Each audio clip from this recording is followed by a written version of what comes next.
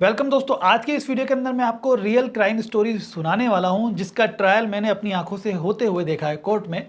और मेरे सीनियर ने इस केस को फाइट किया है। इसमें 4 वकील थे सीनियर्स, अलग अलग अक्यूज्ड के। दोस्तों ये घटना है राजस्थान के टोंक जिले की। मैं शुरू करूंगा सर्वप्रथम पुलिस थाने से, जहां पे एफआईआर दर्ज कराई जाती है। सबसे पहले अगर कोई अपराध होता है तो एफआईआर दर्ज कराना चाहिए, नियम भी यही है। तो हम थाने से चलेंगे। एक व्यक्ति राम कल्याण पुलिस थाना बरौनी को एक शिकायत दर्ज कराता है कि मैं और मेरा मालिक ट्रक ड्राइवर, जो कि जगदीश है, टोंक से बजरी भरकर जयपुर जा रहे थे। रास्ते के अंदर निवाई से पहले और बरौनी थाने के जस्ट आगे एक चौराहा पड़ता है, बरतल चौराहा। वहाँ पर चाय पीने के लिए रुके थे। तो वहाँ पर हम चाय पी रहे थे, तभी एक जीप आती है कमांडर, जिसमें 7 से 8 लोग व्यक्ति बैठे हुए होते हैं जीप के अंदर। उनमें से एक व्यक्ति को मैं जानता हूँ, ये शिकायत में बताता है राम कल्याण, जिसका नाम शिवजी है। वो आवाज़ लगाकर जगदीश को अपने पास बुलाता है, और जगदीश जैसे ही उनकी जीप के पास जाता है तो ये लोग जगदीश को पकड़ के गाड़ी में ज़बरदस्ती डालकर मारपीट करते हुए बरौनी थाने की तरफ जो रास्ता जा रहा है उस तरफ चले जाते हैं। ये शिकायत जाकर के देता है वो थाने पर, जिसके बाद पुलिस 365 आईपीसी अपहरण, 342 आईपीसी ज़बरदस्ती परिरोध में किसी व्यक्ति को रखना, और 323 आईपीसी जो कि उसने बताया था कि मारपीट करते हुए ले गए, मारपीट की धारा, इन 3 धाराओं में मामले को दर्ज करती है।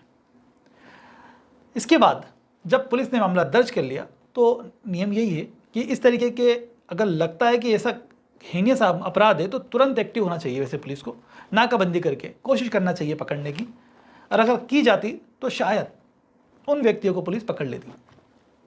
लेकिन ऐसा नहीं हुआ। इस मामले के अंदर पुलिस ने डिले किया तो वो व्यक्ति पुलिस को नहीं मिले। पुलिस इन्वेस्टिगेशन करती है। इन्वेस्टिगेशन के लिए जब पुलिस जगदीश के गांव जाती है तो उसको वहाँ पर पता चलता है गांव वालों से कि जो जगदीश है इसका एक भतीजा है सजन, और जो शोजी है जो जगदीश को लेकर के गया है उसकी लड़की है फूला। इन दोनों का अफेयर है। ये जो लड़की है सजन के साथ पहले भाग गई थी, जिसके बाद जो शोजी है और शोजी का भाई भगवान सा है, इन लोगों ने एक एफआईआर दर्ज कराई थी सजन के खिलाफ, जिसमें बाद में कॉम्प्रोमाइज़ हो गया था। और कॉम्प्रोमाइज़ के बाद शोजी अपनी बेटी को अपने घर ले गया था। ये जो जगदीश है जिसके गांव में पुलिस इन्वेस्टिगेशन करने के लिए जा रही है, इसका पड़ोसी है शोजी का भाई भगवान साय, और जो शोजी की लड़की है वो भगवान साय के पास रह रही थी, और जगदीश उसका पड़ोसी है। भतीजे का आना जाना था घर पर, तो इनका अफेयर हो जाता है।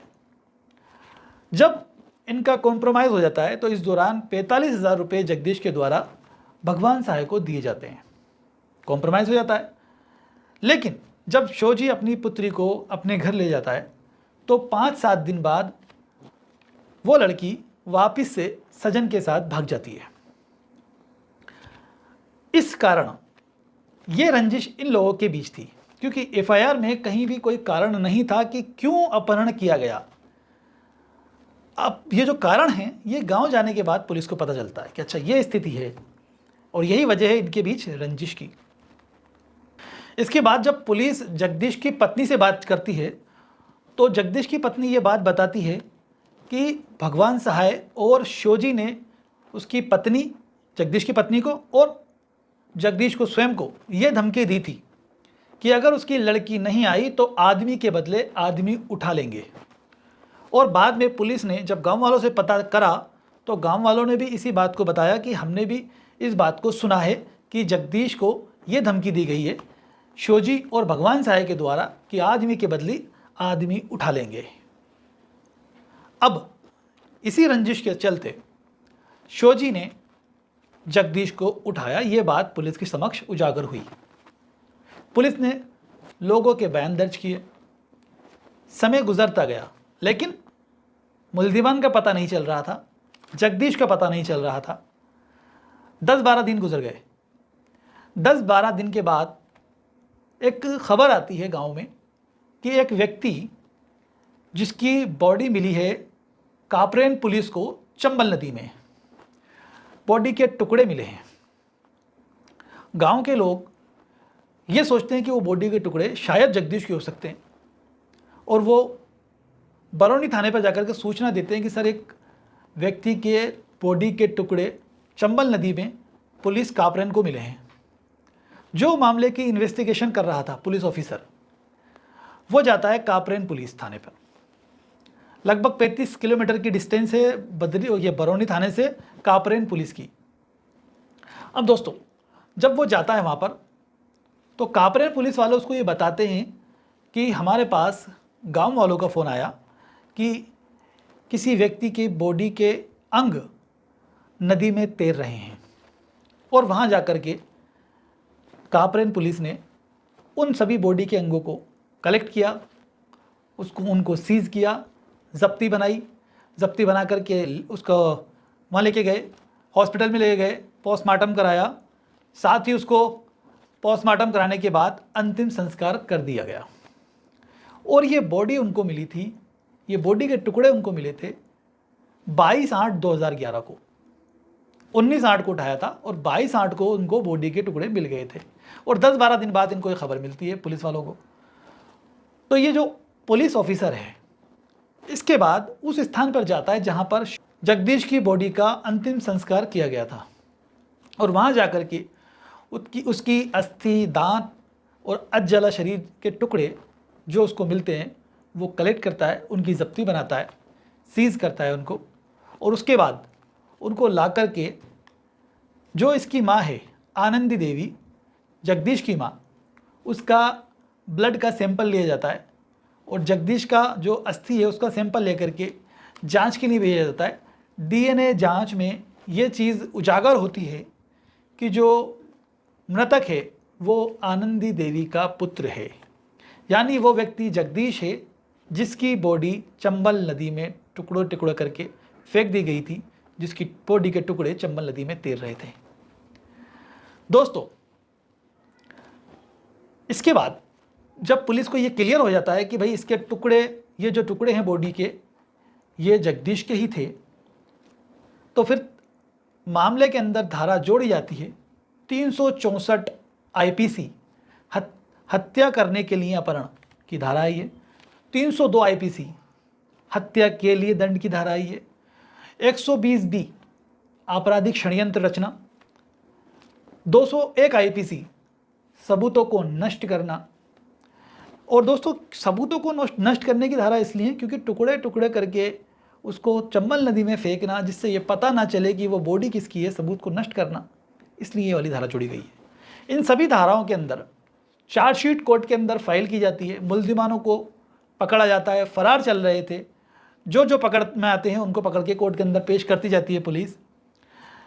जब पुलिस इन्वेस्टिगेशन कर रही थी, इसी दौरान पुलिस को ऐसे गवाह भी मिले जिन्होंने ये बताया पुलिस को कि जिस दिन की ये घटना है उस दिन एक व्यक्ति जगदीश के साथ मारपीट करते हमने देखा है। 2 व्यक्तियों ने देखा था। मारपीट करने के दौरान ही उस व्यक्ति की मृत्यु हो गई थी। 5 से 7 जने उस व्यक्ति के साथ मारपीट कर रहे थे। हमने रोकने की कोशिश की तो उन लोगों ने कहा कि अगर यहाँ से नहीं गए तो तुम्हारा भी यही हाल कर देंगे, तो इसलिए हम वहाँ से चले गए थे। ये 2 गवाह चश्मदीद थे। इसके अलावा जिस जगह से उस व्यक्ति को, जगदीश को उठाकर ले गई थी, वहाँ पर चाय पी रहे व्यक्ति को भी पुलिस ने गवाह बनाया था, क्योंकि एक व्यक्ति वहाँ पर चाय पी रहा था जिसने इस घटना को होते देखा था, और उसने ये बात बताई थी कि एक गाड़ी आई, जीप कमांडर, जिसके मैंने नंबर नोट किए थे, उस व्यक्ति ने नंबर भी बताया उस गाड़ी के, और उसमें 7-8 लोग व्यक्ति बैठे थे। मेरे पास जो व्यक्ति चाय पी रहा था उस व्यक्ति को ज़बरदस्ती उठाकर वो लोग ले गए थे। बाद में उसको नाम पता चलता है, क्योंकि जो ट्रक ड्राइवर है उसका खल्लासी है राम कल्याण। जब वो एफआईआर दर्ज करा के वापस आता है तब वहाँ पर लोगों को वो बताता है कि किस व्यक्ति को पुलिस वो जो व्यक्ति लेके गए थे उठा के, उसका नाम क्या है, जगदीश, और जो लेके गए थे उनका नाम क्या है, उनका नाम भी उन व्यक्तियों को बताता है। वहीं पर एक व्यक्ति की गाड़ी का स्टीयरिंग खराब हो गया था, उसने भी उक्त घटना को देखा था, तो पुलिस ने ऐसे व्यक्ति को ही गवाह बनाया था जिसकी गाड़ी का स्टीयरिंग खराब हुआ था। उसमें जिक्र किया था उसने मैकेनिक का, कि किस मैकेनिक का उसने इंतज़ार किया था। पुलिस ने उस मैकेनिक को तो गवाह नहीं बनाया इस केस के अंदर। अगर उस मैकेनिक को भी गवाह बनाया होता तो और स्ट्रॉन्ग कहानी हो जाती, क्योंकि कनेक्शन जुड़ जाता। तो कुल मिलाकर के जिस गाड़ी का स्टीयरिंग खराब हुआ था उस व्यक्ति के पास उस जीप में से उतर के 3 व्यक्ति आते हैं गाली गलौज करते हुए। तो वो व्यक्ति पूछता है कि क्या हुआ, तो वो 3 व्यक्ति बताते हैं कि शिवजी की लड़की को ये जगदीश का भतीजा और ये जगदीश अपहरण करके ले गए हैं और बता नहीं रहे हैं, इसलिए हमने भी जगदीश को अपहरण कर लिया। ये उनको बोल करके वो चला जाता है, बरौनी थाने की तरफ गाड़ी लेके चले जाते हैं। इस तरीके के गवाह कलेक्ट करती है पुलिस, कोर्ट के अंदर भी आते हैं, यही गवाह इन्हीं बातों को कोर्ट में आकर के रखते हैं। इसके अलावा दोस्तों, जो पुलिस इन्वेस्टिगेशन ऑफिसर है थाना बरौनी का, उसने कापरेन पुलिस थानों को सूचना देने वाले गवाहों के बयान लिखबद्ध किए कि भाई ये चीज़ कैसे पता चली बरौनी थाने के कि भाई फला व्यक्ति की बॉडी को तैरते हुए देखा गया। तो जाहिर सी बात है वो भी इसको भी रिकॉर्ड पे लाना पड़ेगा, जब भी तो कोर्ट में साबित होगी कोई बात, हवा में थोड़ी पता चल जाती है कोई चीज़। तो वहाँ जाकर के उन लोगों को गवाह बनाया जिन्होंने सर्वप्रथम बॉडी के अंगों को तैरते देखा था। तो जो लोगों के बयान यही थे कि साहब हम नहाने गए चंबल नदी पे, तो हमने देखा कि मानव शरीर के अंग तैर रहे हैं, तो हमने संबंधित थाना जो कापरेन थाना है उसको सूचना दे दी थी। यही बयान उन्होंने लिखबद्ध कराए थे।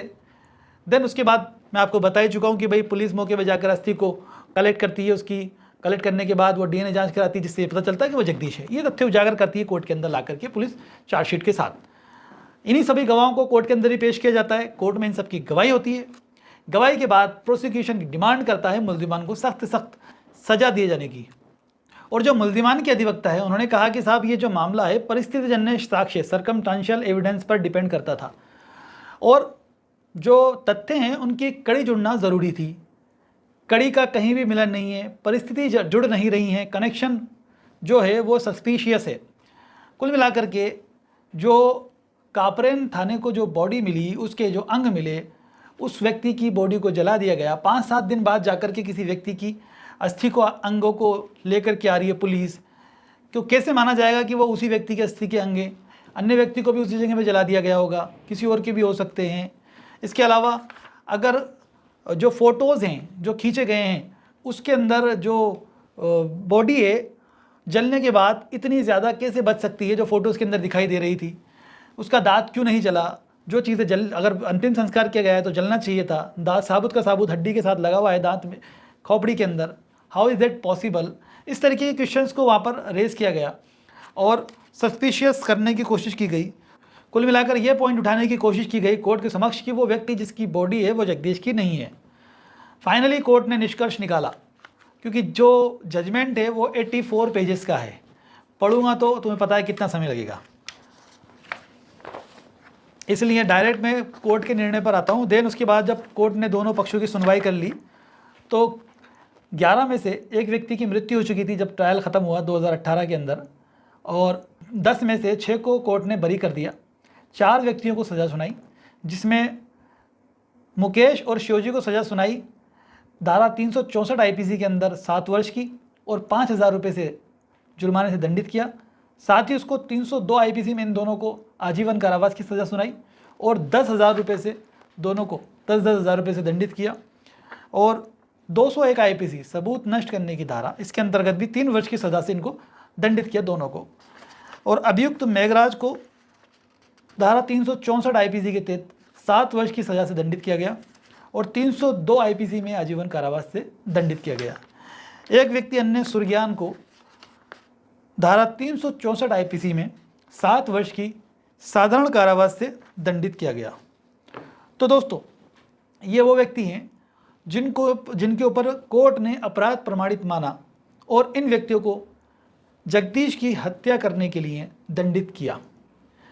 अब ये सोच रहे होंगे आप कि टोटल 11 लोग, उनमें से किन्हीं लोगों को तो सज़ा नहीं दी, एक व्यक्ति मर गया, 6 को बरी क्यों कर दिया?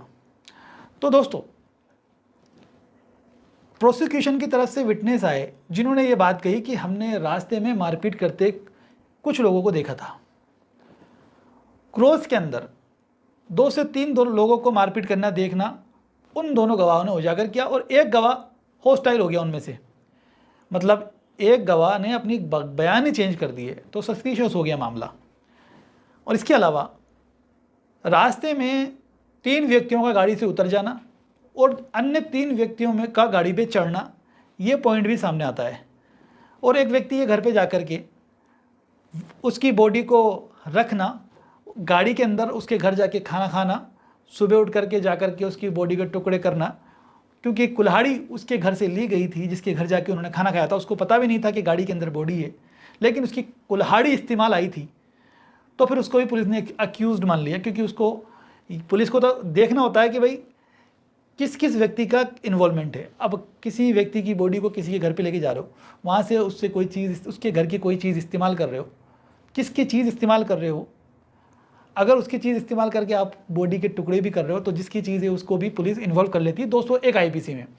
वो बात अलग है कि कोर्ट के अंदर वो व्यक्ति बरी हो जाए, जैसे कि इसमें बरी हुआ। लेकिन अगर किसी व्यक्ति की कोई चीज़ इस्तेमाल कर ली अपराध में, तो पुलिस उस व्यक्ति तक पहुंच जाती है कि तूने क्यों दी, चल तू भी इसमें इन्वॉल्व है। तो ये भी मोरल मिलता है हमें इस तरीके की कहानी से कि जो बीच में चढ़े उन लोगों का भी इन्वॉल्वमेंट नहीं माना, तीनों का। एक व्यक्ति मर गया था, जो बीच में चढ़े वो तो उससे पहले ये कहानी क्रिएट हो गई थी, इस्टेब्लिश हो गई थी कोर्ट के समक्ष कि जो बीच में मारपीट की गई थी उनमें जो एक गवाह है वो ये कहता है कि वो मर चुका था उस जगह पर जहाँ उसके साथ मारपीट की गई थी। और फिर उसके बाद अन्य व्यक्तियों का चढ़ना, मतलब मरा हुआ व्यक्ति था जब वो चढ़े, जो व्यक्ति गाड़ी में से उतरे उन लोगों का इन्वॉल्वमेंट मान लिया, लेकिन जो बाद में चढ़े उनका इन्वॉल्वमेंट नहीं माना, क्योंकि वो तो पहले ही मर चुका था। इस तरह से उन 6 व्यक्तियों को इस केस के अंदर बरी करा और 4 के खिलाफ कोर्ट ने सजा का आदेश सुनाया। उम्मीद है वीडियो अच्छा लगा होगा। वीडियो अच्छा लगा है तो लाइक करें, शेयर करें और आप बताएं मुझे कमेंट करके कि क्या इसी तरीके की क्राइम स्टोरीज आप और जानना चाहते हैं। अगर सुनना चाहते हैं तो मैं लेकर के आऊँगा आपके लिए इसी वीडियोज़। चैनल को सब्सक्राइब जरूर करें।